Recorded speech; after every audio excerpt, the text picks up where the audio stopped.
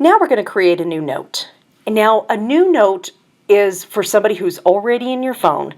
And this is very convenient if, let's say you have a meeting scheduled with Amy for tomorrow, but Amy decides to call you today to ask you a few questions.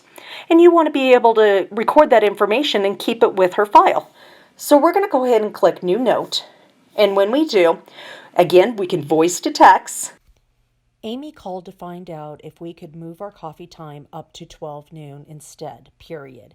She has a meeting in the afternoon that she has to go to, period.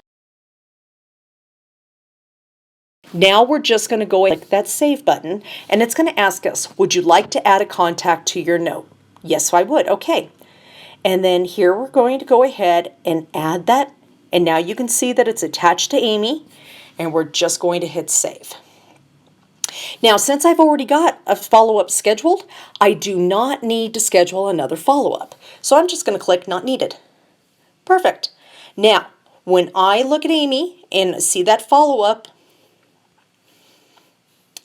I can actually see the note that was created right here. And now that all of that information is with her. Let us know if you have any questions. And remember, we do have coaching and training available for you. Just let us know if you're interested in learning more.